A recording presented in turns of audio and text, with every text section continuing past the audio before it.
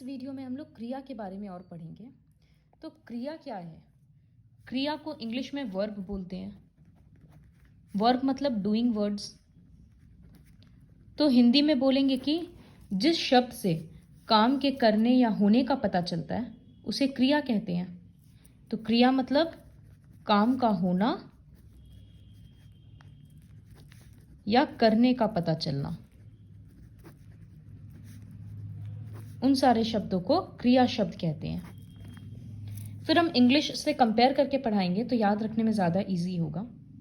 अच्छा, क्रिया के लिए एक शब्द होता है धातु। तो धातु किसे कहते हैं वो समझाएंगे। जैसे हम एक क्रिया बोल रहे हैं लिखना,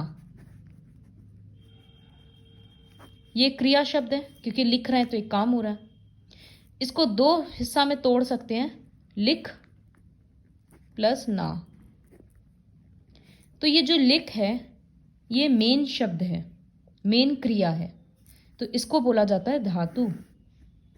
इंग्लिश में बोलते हैं रूट। और ये ना क्या है? प्रत्यय है, शब्द के लास्ट में जुड़ गया। तो धातु इस तरह से बहुत सारा होता है, जैसे आना, तो आ प्लस ना, तो इसमें धातु कौन सा होगा? आ।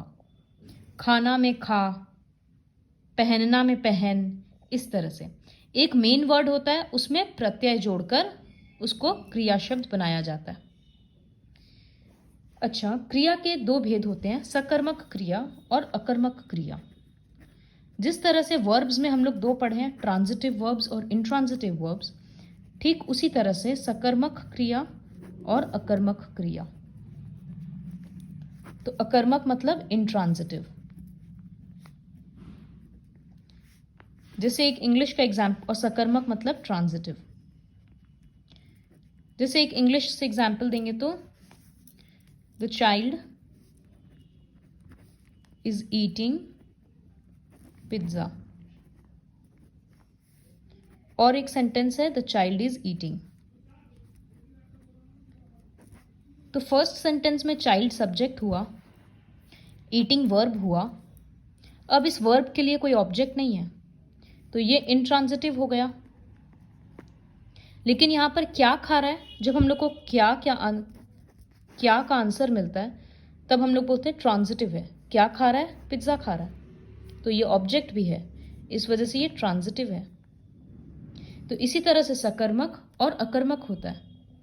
जैसे राहुल खाना खा रहा है, तो खा रहा है क्रिया हो गया। क्या खा रहा है? खाना खा रहा है। टोकरी में सेब रखे हैं, रखे हैं क्रिया हो गया। क्या रखे हैं? सेब रखे हैं। तो ये दोनों सकर्मक क्रिया का एग्जाम्पल हुआ। डेफिनेशन में ऐसे बोलेंगे कि जिन क्रियाओं का फल कर्म पर पड़ता है उन्हें सकर्मक क्रिया कहते हैं।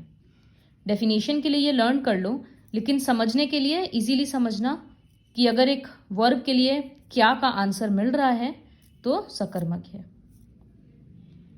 फिर सकर्मक के भेद, एकर्मक क्रिया और द्विकर्मक क्रिया। मतलब किसी किसी सेंटेंस में एक ही ऑब्जेक्ट होता है तो एकर्मक क्रिया। जैसे बालक गेंद फेंक खेलता है, तो खेलता है क्रिया हुआ। इसमें ऑब्जेक्ट क्या है? गेंद, मतलब बॉल। चिड़िया दाना चुग रही है, क्या चुग रही है? दाना। गाय घास खाती है, क्या खाती है? घास। सब में एक एक ऑब्जेक्ट है ना, तो इसको बोलते हैं एकर्मक क्रिया। लेकिन जब एक सेंटेंस में दो ऑब्जेक्ट होता है तो उसको बोला जाता है द्विकर्मक क्रिया। जैसे माँ बच्चे को भोजन खिला रही है, तो इसमें सब्जेक्ट है माँ और खिला रही है क्रिया है। अब इसमें दो ऑब्जेक्ट है, बच्चे और भोजन, तो इसीलिए ये द्विकर्मक क्रिया है। नर्स रोगियों को दवा दे रही है, रोगियों और दवा जो भी बोल्ड लेटर्स में है, दो दो है, तो ये हो जाएगा द्विकर्मक क्रिया। बहुत सिंपल है। फिर इंट्रांजिटिव वर्ब्स मतलब अकर्मक क्रिया।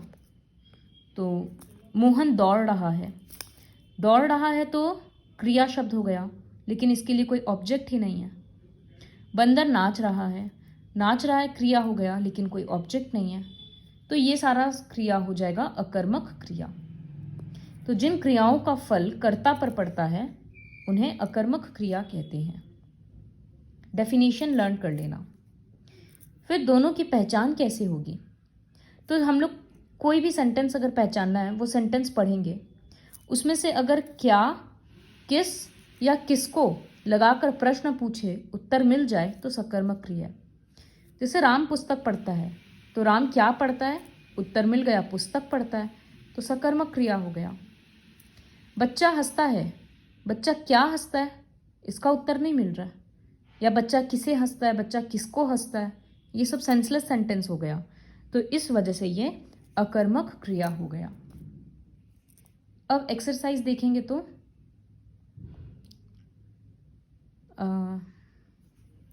जैसे क्रिया काम के होने या करने की जानकारी देती है, सही चिन्ह लगाएंगे। सकर्मक क्रिया में कर्म नहीं होता, ये गलत है, उसमें कर्म होता है। एकर्मक क्रिया में एक कर्म होता है, सही है।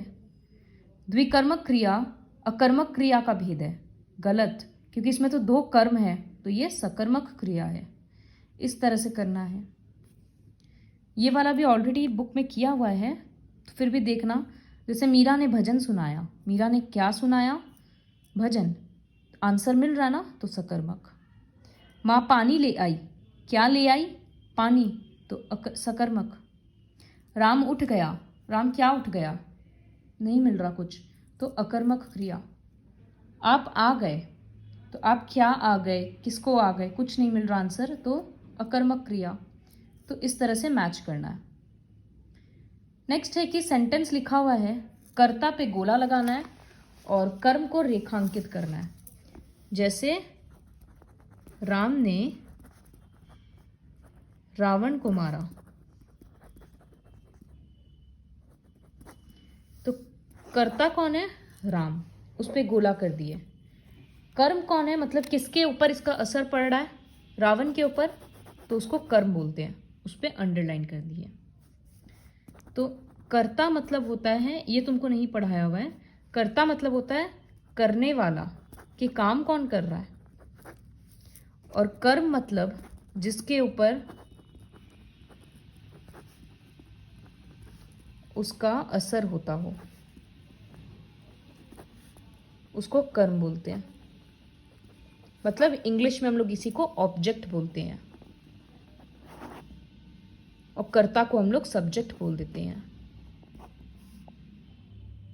तो इस तरह से सेंटेंस को अंडरलाइन करना है। जैसे नेहा गाना गा रही है, तो नेहा गाना गा रही है, तो नेहा तो कर्म है, सॉरी कर्ता है, सब्जेक्ट है वो, तो गा रही है तो क्रिया शब्द हो गया, तो गाना कर्म है ना, क्या गा रही है, गाना गा रही है। तो इस तरह से कंप्लीट करना है। फिर क्वेश्चन नंबर 5 है, जा शब्द में जैसे ना जोड़ दिए तो जाना, चक्रा ना, तो एक प्रत्यय जोड़कर हम लोग क्रिया शब्द बनाएंगे। क्वेश्चन 7 खुद से करना है, बुक से ढूंढकर आंसर लिखना है। क्वेश्चन 6 है कि क्रिया संबंधी अशुद्धियां दूर करके पुनः लिखिए।